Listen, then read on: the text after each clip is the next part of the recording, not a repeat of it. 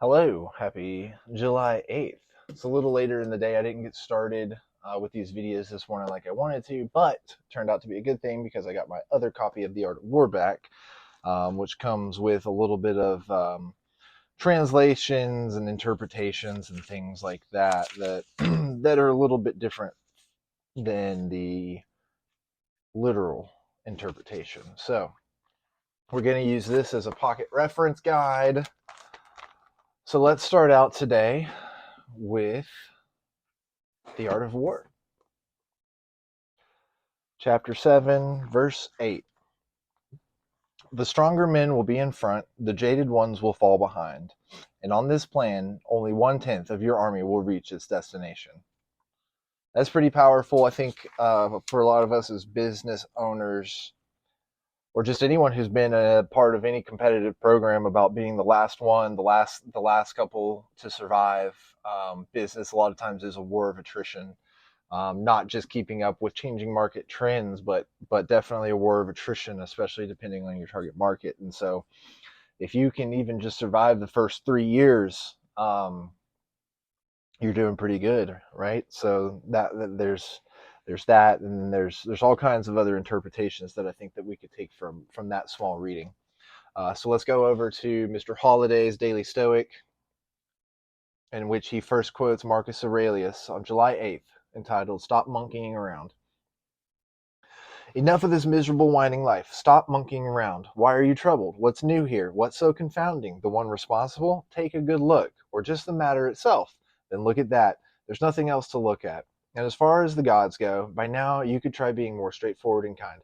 It's the same whether you've examined these things for 100 years or only 3. Marcus Aurelius, Meditations 9.37. Character, Joan Didion would write in one of her best essays, the willingness to accept responsibility for one's life is the source from which self-respect springs. It's very powerful. Marcus is urging us not to waste time complaining about what we haven't got or how things have worked out. We have to quit monkeying around and be the owners of our own lives. Character can be developed, and when it is, self-respect will ensue. But that means starting and getting serious about it. Not later, not after certain questions have been answered or distractions dealt with, but now, right now. Taking responsibility is the first step. To be without this character is the worst of all fates. As Didion put it on self-respect, to live without self-respect is to lie awake some night, beyond the reach of warm milk, the phenobarbital, and the sleeping hand on the coverlet, counting up the sins of commission and omission, the trusts betrayed, the promises subtly broken, the gifts irrevocably wasted through sloth or cowardice or carelessness. You're so much better than that. It's that's a pretty intense reading for July 8th. It's Saturday, and that's kind of like a hey, get after it and take responsibility for yourself, and it's up to you. Tying that in with Sun Tzu's reading, of course. I mean, I think that if we try to follow the reading from the previous day, because it is kind of tied together about rolling their buff coats and forcing marches without halting to cover double the usual distance, doing 100 li in order to wrest an advantage. The leaders of all 3 divisions will fall into the hands of the enemy. The stronger men will be in front, the jaded ones will fall behind, and on this plan, only 1/10 of your army will reach its destination. So, in the sense of taking up personal responsibility, part of personal responsibility is not burning out. Um, if you push yourself really hard in order to try to gain an advantage, it says, I mean, even in the Art of War, that your divisions will fall into the hands of the enemy. You will fail. So don't overexert yourself. Don't push too hard. Take on the responsibility knowing that it is in your control. Your schedule is within your control. There's too much emphasis in today's society on the guy who drives a $250,000 sports car and lives in a, 7-figure mansion or something like that because of his success with certain investments or real estate or his entrepreneurial whatever this or whatever that. There's not enough emphasis put on the struggles and the sacrifice that he had to make to get there. Not everyone's like that, but the general theme is that in order to be there, you have to sacrifice a lot of your time and a lot of yourself to other people, whether that be in the form of employees or bosses or co-owners or business partners or clients and customers and things like that. The more successful you are, the more responsibility you have and the less time that you have for yourself and your family. And so there's not enough emphasis put on the guy who makes the median income in America, inflation adjusted. We're going to leave that number a variable because the hard numbers don't matter. Kind of just like when you weigh yourself, do you pass the mirror test? If you look good in the mirror, it shouldn't matter whether you're 90 pounds or 70 pounds.